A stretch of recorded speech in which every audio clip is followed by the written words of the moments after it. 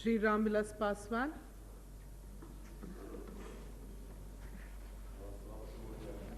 मैं निवेदन करता हूं कि भारतीय दूरसंचार विनियामक प्राधिकरण अधिनियम 1997 में संशोधित करने के लिए एक विचार प्रस्तुत करना चाहता हूं।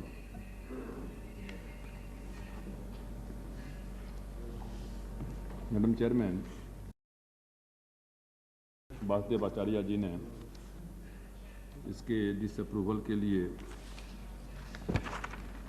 जो तथ्य सामने में रखे हैं, मैं उसके कुछ सदन को जानकारी देना चाहूँगा। इन्होंने 2-3 बातें कही है। एक तो पहली बात कही है कि सदन का सत्र शुरू होने वाला था तो ऑर्डिनेंस लाने में क्यों जल्दीबाजी की गई। दूसरा, आपने लाइसेंस फी के संबंध में जो माइग्रेशन पैकेज है उसके संबंध में आपने बातें कही। और तीसरा, आपने ये भी मुद्दा उठाया कि हाई कोर्ट को सीधे सुप्रीम कोर्ट में जाने की बात क्यों कही गई, हाई कोर्ट को बाईपास क्यों किया गया। और चौथा, आपने ये भी चार्ज लगाया कि प्राइवेट ऑपरेटर्स के प्रति सरकार की जो सहानुभूति, ये जो हुआ है इसके प्रति सहानुभूति झलकती है। सभापति महोदया, मैं सर्वप्रथम इस माननीय सदन को ये जो नया ऑर्डिनेंस है इसके संबंध में और जो बिल के रूप में हमने लाने का काम किया है उसके संबंध में हम कुछ जानकारी देना चाहेंगे कि यह जो विधेयक है telecom regulatory authority of India amendment ordinance 2000 के स्थान पर लाया जा रहा है। आचार्य जी ने ठीक कहा कि अध्यादेश 24 जनवरी 2000 को जारी किया गया था। आप सब लोगों को मालूम है कि ट्राई का जो गठन हुआ था 1997 में संसद में विधान पारित करके किया गया था। और उस समय में जो शक्तियां दी गई थी ट्राई को, उसमें मुख्य रूप से जो शक्तियां थी वो था to discharge recommendatory, regulatory, dispute settlement function और टैरिफ। और इसके अलावे जो सेक्शन 13 थे उसके अधीन उनको डायरेक्शन सर्विस प्रोवाइडर्स को भी डायरेक्शन इशू करने का अधिकार था। कुछ एक मामलों में उनको एडजुडिकेटिव पावर भी दिया गया था क्योंकि वो बहुत ही लिमिटेड सेंस में था। लेकिन जहाँ तक मामला था लाइसेंसी और लाइसेंसर के बीच और सर्विस प्रोवाइडर के बीच में विवाद का, एडजुडिकेशन का मामला था, उसको लेकर के आपस में विवाद था। ट्राई का हमेशा मानना था कि उनको जो है इस विवाद को निपटाने का अधिकार है और दूसरी तरफ में ये कहा जा रहा था कि ये अधिकार नहीं है। नतीजा हुआ कि इसके कारण से काफ़ी मुकदमेबाजी हुई और जो टेलीकॉम का विकास का काम था वो विकास का काम न सिर्फ ठप पड़ने लगा, बल्कि आपने ठीक बात कहा कि जो प्राइवेट सेक्टर का मामला है ये सदन को पूरा का पूरा मालूम है कि 1991 में जो नई उदारीकरण की नीति बनी और उस उदारीकरण की नीति के बाद पूरे देश में एक नया आर्थिक रिवॉल्यूशन का दौर जो शुरू हुआ, उसमें से कोई अपने को बचा करके नहीं रख पाया है। ना आपकी सरकार बचा करके रख पाई। अपोज किए थे, मैं कह रहा हूँ अपोज किए थे। नहीं, सपोर्ट इसलिए कर रहे हैं कि जब फ्लड गेट खुल जाएगा तो आप खिड़की को बंद करके कैसे रख सकते हैं। तो जब पूरा का पूरा आप कहें ना कि आप विरोध कर रहे हैं पश्चिम बंगाल में, क्या नहीं। हाँ, तो हाँ, जो जरूरत नहीं है हम उसको हमारा पश्चिम बंगाल में विरोध कर रहा है। हम भी अपने डिपार्टमेंट में जो जरूरी नहीं है उसका विरोध कर रहे हैं और जो जरूरी है उसे उतना ही दूर तक लागू कर रहे हैं। तो इसलिए मैं कहना चाहता हूं कि जब हमने टारगेट रखा है और आप इस बात से सहमत होंगे कि आज पूरे वर्ल्ड में जो इंफ्रास्ट्रक्चर है जहां पूरा का पूरा डेवलप कंट्री है, जिस डेवलप कंट्री में 100 में 67 आदमी के पास में जहां टेलीफोन है, जहां एवरेज पूरे संसार में 16 पर 100 में 16 आदमी के पास में टेलीफोन है, वहीं हमारे पास में 0.6 है, 0.6 है। और इसमें हजारों बिलियंस डॉलर्स लगेंगे। और ये स्वाभाविक है कि सरकार के बलबूते की बाहर की चीज है। यदि सरकार के अपने बलबूते की चीज रहती तो अभी तक हम वो अचीव कर लिए रहते। ये बुन जब हम कहते हैं, आज भी हम कहते हैं कि 2002 तक प्रत्येक गांव में हम टेलीफोन को गांव को टेलीफोन लाइन से जोड़ने का काम करेंगे, तो ये 97 में भी लक्ष्य रखा गया था। लेकिन वो लक्ष्य की पूर्ति इसलिए नहीं हो पाई कि चूंकि सरकार के पास में ना अपना इतना रिसोर्सेस था, और जो प्राइवेट सेक्टर के लोग थे, वो प्राइवेट सेक्टर के लोग इसमें आने के लिए इच्छुक ज्यादा नहीं थे। और उसका सबसे बड़ा कारण था कि जो सरकार के ऊपर में एकाधिकार अभी तक रहा था, जो डीओटी का, डिपार्टमेंट ऑफ टेलीकॉम का, तो जो प्राइवेट सेक्टर के लोग थे, जो इन्वेस्टर थे, चाहे वो फॉरेनर इन्वेस्टर हो या अपने देश के, उनके मन में यह विश्वास पैदा नहीं हो रहा था कि सरकार अपने अधिकार क्षेत्र को कहीं छोड़ने वाली है। और इसलिए यह बार बार मांग किया जा रहा था कि एक इंडिपेंडेंट रेगुलेटर होना चाहिए, एक इन शक्तिशाली रेगुलेटर्स होना चाहिए। और उस दृष्टिकोण से मैंने कहा कि ये सारा का सारा चीज देखेंगे तो उसके ओर में बढ़ता हुआ ये हमारा क्या कहते हैं कदम है। और बार बार ये जब अभी 25 अक्टूबर को आपने ठीक कहा कि 25 अक्टूबर को राष्ट्रपति जी का जब अभिभाषण हुआ था, उसमें सरकार की जो नीति थी, उस नीति के तहत हम लोगों ने घोषणा किया था कि हम ट्राई को अधिक शक्तिशाली बनाएंगे और उसको हम इफेक्टिव भी बनाएंगे, मजबूत भी करेंगे। और उसी के तहत माननीय वित्त मंत्री जी की अध्यक्षता में एक कमेटी बनाई गई। उस कमेटी के बाद एक सब कमेटी बनाई गई अरुण जेटली जी की अध्यक्षता में। इन दोनों कमेटी ने अपना रिपोर्ट पेश किया और उन दोनों कमेटी के रिपोर्ट को सरकार ने मान लिया। और मानने के बाद जो है ये जो नया बिल आपके सामने में, जो पहले ऑर्डिनेंस के रूप में लाया गया था और अब बिल के रूप में लाया गया है, ये लाने का काम किया गया। हम चाहते हैं कि जल्द से जल्द, हम किसी मामले में हम देरी नहीं करना चाहते हैं। और इसीलिए जो ऑर्डिनेंस लाया गया था, इसलिए नहीं लाया गया था कि कोई उसमें कोई प्राइवेट सेक्टर को या किसी को बचाने की मामला थी या किसी को बहुत ज्यादा वो आपका जो चार्जेस था पैकेज में, जो जिसकी बात आपने कहा लाइसेंस फी का और रेवेन्यू जो रिजिम लाया हम लोगों ने रेवेन्यू शेयरिंग का, वो एक अलग इशू है। उस पर यदि हम लोग डिस्कशन जब करेंगे तो एक बहुत बड़ा डिस्कशन का मुद्दा है। राज्यसभा में डिस्कशन हुए हैं, यहाँ भी यदि क्या कहते हैं माननीय सदस्य की राय होगी, उसमें हमको डिस्कशन में, हाँ, उसमें हमको कोई आपत्ति नहीं है, ना कोई चीज छिपाने की बात क्या कहते हैं कि हमारे सामने में है। हम उसमें क्या कहते हैं कि सहर्ष हम तैयार हैं, सरकार की तरफ तैयार हैं। उसमें हम डिस्कशन करने का काम करेंगे कि कितना हमको पैसा आने वाला था, कितना पैसा आ रहा था, और जब हमने नया रेवेन्यू शेयरिंग शुरू किया उसमें हमारे पास में कितना पैसा आया, कितने मुकदमाबाजी से हम बचे। ये सारा का सारा एक दूसरा चैप्टर है जिसका इससे कोई संबंध नहीं है। मैं इतना ही कहना चाहता हूं कि जो प्रमुख संशोधन इस विधेयक में और पहले के विधेयक में थे, मैं उसके तरफ में सदन का ध्यान खींचना चाहूंगा। पहले ट्राई की धारा 11(1) के अधीन उनको पावर दिया गया था जो रिकमेंडेटरी पावर था, रेगुलेटरी था, टैरिफ का था और डिस्प्यूट सेटलमेंट का था। और इसके अलावे जो धारा 13 के अधीन था, ट्राई को सर्विस प्रोवाइडर्स को डायरेक्शन देने का भी अधिकार था। लेकिन जो नए बिल आए हैं उस नए बिल में ट्राई को स्पष्ट कर दिया गया है और ट्राई को 11(1)(a) में रिकमेंडेटरी अनुशंसा का, 11(1)(b) में रेगुलेटरी पावर दिया गया है, टैरिफ का पावर दिया गया है, और जो इनके पास में जो डिस्प्यूट सेटलमेंट के कार्य था उसको ट्राई के फंक्शन से अलग कर दिया गया है और इसके लिए एक अलग से ट्रिब्यूनल की व्यवस्था कर दी गई है।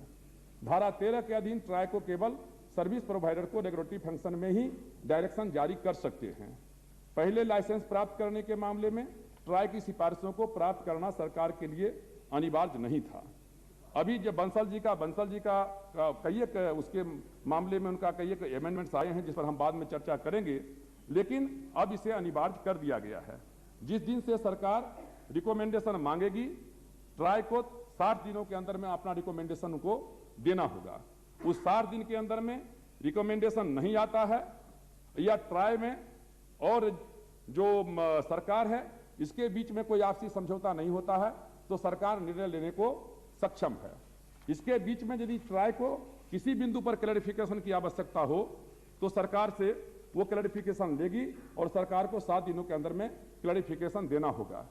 ट्राई के रिकमेंडेशन के प्राप्ति के बाद रिकमेंडेशन यदि सरकार को एक्सेप्ट नहीं है तो सरकार उसे पुनर्विचार के लिए ट्राई के पास में भेजेगी और 15 दिनों के अंदर में ट्राई को फिर अपना रिकमेंडेशन पुनर्विचार करके उसको भेजना होगा और उसके बाद भेजने के बाद सरकार जो है इस मामले में फाइनल डिसीजन लेगी। लेकिन ये जो सारी चीजें हैं ये उन बिंदुओं के ये 2 बिंदुओं के लिए है जिसमें सरकार की रिकमेंडेशन अनिवार्यता है और वो है पहला तो है कब और कितने नया सर्विस प्रोवाइडर्स की आवश्यकता है और दूसरा है कि सर्विस प्रोवाइडर्स किन शर्तों पर लाइसेंस दिया जाए। यही 2 मामले में जो रिकमेंडेशन का बाध्यता है वो रिकमेंडेशन की बाध्यता अनिवार्यता इन्हीं 2 मुद्दों के ऊपर में है। इसके अलावा भी और अतिरिक्त काम दिए गए हैं जिसमें धारा 11(a) के अधीन ट्राई को अतिरिक्त काम सौंपे गए हैं। सर्विस प्रोवाइडर्स के बीच interconnectivity to lay down the standard of the quality of the service and to ensure the quality of the service, जो गुणवत्ता का मापदंड है वो भी दिया गया है। और तीसरा है कि to make recommendations on the technical improvement in the services and to make recommendations efficient management of the available spectrum। जहां तक क्वालिफिकेशन का सवाल है इसमें 2 मत नहीं है कि आपने ठीक कहा कि पहले एक ही बॉडी थी जिस बॉडी के ऊपर में चार्ज लगता था कि ये बॉडी रिकमेंडेशन भी करती है और यही बॉडी जो है जज का भी काम करती है। अब उसको 2 भाग में बांट दिया गया, वकालत भी एक ही आदमी करे और वही आदमी जजमेंट भी दे, ये थोड़ा ठीक नहीं लगता था, इसलिए इसको 2 भाग में कर दिया गया। एक का नाम रखा गया ट्राई और दूसरे का नाम है एपीलेट डिस्प्यूट जो ट्रिब्यूनल है। इसमें जो क्वालिफिकेशन रखा गया है ट्राई का, जो चेयरपर्सन हैं उन चेयरपर्सन को के लिए कहा गया है कि जो पहले था उसमें सिटिंग और रिटायर्ड सुप्रीम कोर्ट के जज थे, आइदर सिटिंग जज होगा या रिटायर्ड जज होगा, या तो दूसरा था या तो सिटिंग और रिटायर हाई कोर्ट का जज होगा। लेकिन अब इस अनिवार्यता को समाप्त कर दिया गया है। अब इसके बदले में जो ट्राई है ये सारा का सारा चीज लागू कर दिया गया है। एडजुडिकेशन के मामले में जो ट्रिब्यूनल है उसके चेयरपर्सन के मामले में ये सारा लागू होगा। लेकिन जहां तक ट्राई का मामला है इस अनिवार्यता को समाप्त करके कह दिया गया है कि जिनके पास में दूरसंचार, उद्योग, वित्त, लेखा कार्य, विधि, प्रबंध या कंज्यूमर अफेयर्स का विशिष्ट ज्ञान होगा वो उनके क्या चेयरमैन या मेंबर्स हो सकते हैं। इसमें जो कार्य अवधि थी, पहले अध्यक्ष की कार्य अवधि 5 वर्ष थी और सदस्यों की कार्य अवधि भी 5 साल या 65 साल की थी। मतलब जो अध्यक्ष थे वो किसी भी एज तक 80 साल हो या किसी भी एज तक जा सकते थे। लेकिन अब जो है उनको कर दिया गया है कि अप टू 3 ईयर्स, मतलब अप टू 3 ईयर्स या 65 साल की आयु, 3 साल रखा गया है लेकिन अप टू उसमें शब्द जोड़ने का काम किया गया है। उसी तरीके से सभापति जी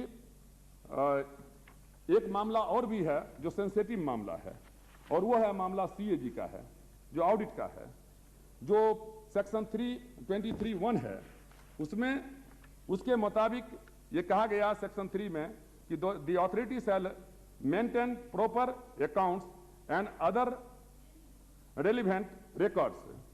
और उसके बाद 23(2) में कहा गया कि account shall be audited by the CAG. लेकिन अब उसमें एक्सप्लेनेशन जोड़ दिया गया है और उस एक्सप्लेनेशन को जोड़ करके शंका को दूर करने का काम किया गया है और उसके तहत कहा गया है, यह घोषणा किया जाता है कि धारा 11 मतलब रेगुलेटरी एंड ट्रैफिक का जो मुद्दा है तथा धारा 13 जो डायरेक्शन का मुद्दा है सर्विस प्रोवाइडर्स को, कि उपधारा 1 एवं उपधारा 2 के खंड ख के तहत ट्राई द्वारा अपने कार्यों के निर्वसन के लिए किए गए निर्णयों जिनकी अपील ट्रिब्यूनल में हो सकता है में सीएजी का हस्तक्षेप नहीं होगा। मतलब रेगुलेटरी फंक्शन में, टैरिफ के फंक्शन में और डायरेक्शन देने में, इन तीनों जगहों पर उसको इंटरफियर नहीं होगा। इसका सबसे बड़ा कारण था कि यदि इन तीनों जगहों पर यदि इंटरफेरेंस का अधिकार दिया गया तो जिस हम सर्विस प्रोवाइडर्स की बात कहते हैं और जिसको हम कहते हैं कि प्राइवेट वाले अट्रैक्ट हो, तो उनको फिर लगेगा कि कहीं ना कहीं सरकार घुमा फिरा करके अपना जो है क्लच उस पर रखना चाहती है और हमको फ्री हैंड देना नहीं चाहती है, इक्वल फील्ड नहीं देना चाहती है। इसलिए जो एडमिनिस्ट्रेटिव वर्क है, जहां लेखा संबंधी काम है, वहां उसमें कोई जो है उसमें कोई नहीं है। हाँ, इनको जिनको इस पर नहीं हो, इस संबंध में जिनको मतभेद होगा, उनको पूरा का पूरा अधिकार है, वो ट्रिब्यूनल में जा सकते हैं। उनको ट्रिब्यूनल में जाने का पूरा अधिकार रखा गया है, लेकिन वह इसी दृष्टिकोण से किया गया है जिससे कि लोग, आम लोगों के दिल में यह भावना पैदा हो सके, इन्वेस्टर के मन में, कि ये जो कदम उठाया गया है ये ट्राई को इंडिपेंडेंट रखने के दृष्टिकोण से किया गया है। उसी तरीके से जो telecom disputes settlement and appellate tribunals है, उसमें सेक्शन 14 के अधीन ट्राई को कुछ मामलों में एडजुडिकेटरी पावर दिया गया था, लेकिन उसको अब हमने 14 से लेकर के 20 तक बिल्कुल बदल दिया है और ये सारा का सारा अधिकार जो है, एब्सोल्यूट पावर जो है, वो दिया गया है, अपीलेट ट्रिब्यूनल को दे दिया गया है। जो कंपोजिशन का सवाल है उसमें अध्यक्ष हैं और 2 सदस्य उसमें रहेंगे। पहले ट्राई के चेयरमैन का क्वालिफिकेशन, जो पहले के ट्राई का चेयरमैन का क्वालिफिकेशन था, मैंने बतलाया कि वो सारा का सारा क्वालिफिकेशन अब जो ट्रिब्यूनल के जो चेयरमैन होंगे उनको होगा, और वही क्वालिफिकेशन है कि सिटिंग और फॉर्मर सुप्रीम कोर्ट के जज या चीफ जस्टिस या रिटायर क्या कहते हैं कि हाई कोर्ट के चीफ जस्टिस या रिटायर हाई कोर्ट के चीफ जस्टिस जो मेंबर्स हैं, उनका पोस्ट जो है सेक्रेटरी के इक्विवेलेंट भारत सरकार का, और उसी का दिन राज्य सरकार में होगा कि जो समकक्ष होंगे उनके और कम से कम 2 साल तक जो काम कर चुके हैं और जिन्हें टेक्नोलॉजी, टेलीकम्युनिकेशन, इंडस्ट्री, कॉमर्स और एडमिनिस्ट्रेशन के फील्ड में जानकारी होगा। ये सारा ये मुख्य रूप से इसकी विशेषताएं हैं और मुझको इस बात का खुशी है कि इसका तमाम लोगों ने, हर वर्ग के लोगों ने इसका स्वागत किया है। CII, फिक्की, सेलुलर ऑपरेटर्स और एक minute cellular operators of India, association of basic telecom operation आदि स्वागत किया है। और मैं समझता हूं कि हमारे जितने साथी कांग्रेस के बेंच पर यहाँ बैठे हुए साथी हैं, लेफ्ट पार्टी, हम लोग सब लोग एक साथ में बहुत दिन तक काम किए हैं। आपकी मनोभावना को हम जानते हैं, लेकिन मैं समझता हूं कि जिस उद्देश्य से लड़े भी हैं एक साथ, तो मैंने कहा कि जो समय है तेजी से बढ़ते जा रहा है और जब एक नया जो संचार के मामले में, कम से कम मैं कह सकता हूं कि पूरा वर्ल्ड जो है संचार के मामले में एक क्रांति कर रहा है। आज पूरा का पूरा वर्ल्ड इंटरनेट के ऊपर में नाच रहा है। आज हम दिन में यहां बैठे हुए हैं, हमको जिस चीज की जानकारी नहीं होती है रात में 12 बजे, वो रात में 12 बजे न्यूज सारा का सारा विदेश में लोग पढ़ने का काम करता है इंटरनेट के माध्यम से। हम अपने देश को उससे अलग नहीं रख सकते हैं और मुझको कहने में कोई आपत्ति नहीं है कि सरकार के पास में इतना संसाधन अपने पास में नहीं है कि हम टेलीकॉम या जो ग्लोबल यूनिवर्सल एक्सेस की बात आप करते हैं या यूनिवर्सल सर्विस की बात करते हैं। यूनिवर्सल सर्विस भले मिल जाए, लेकिन यूनिवर्सल एक्सेस का जो हमारा कल्पना है वो पूरा नहीं हो सकता है। और इसलिए सरकार ने बहुत सोच समझ करके जो ये नीति है, इस नीति को इन्होंने बनाने का काम किया है। और कम से कम मैं समझता हूं कि जो ट्राई का मामला है, टेलीकॉम रेगुलेटरी अथॉरिटी का, जहां तक सवाल है कि इसको इंडिपेंडेंट रखा जाए और इसको शक्तिशाली बनाया जाए, मैं समझता हूं कि इस इंडस्ट्री के डेवलपमेंट के लिए कोई आदमी को कहीं विरोध नहीं होना चाहिए। और मैं समझता हूं कि जिस तरीके से हर तबके के लोगों ने स्वागत किया है, उसी तरीके से पूरा का पूरा सदन इस बिल को स्वागत करेगा और सर्वसम्मति से इसको पास करने का काम करेगा। सभापति जी, आपको बहुत बहुत धन्यवाद। धन्यवाद। श्रीमती शंकर अय्यर।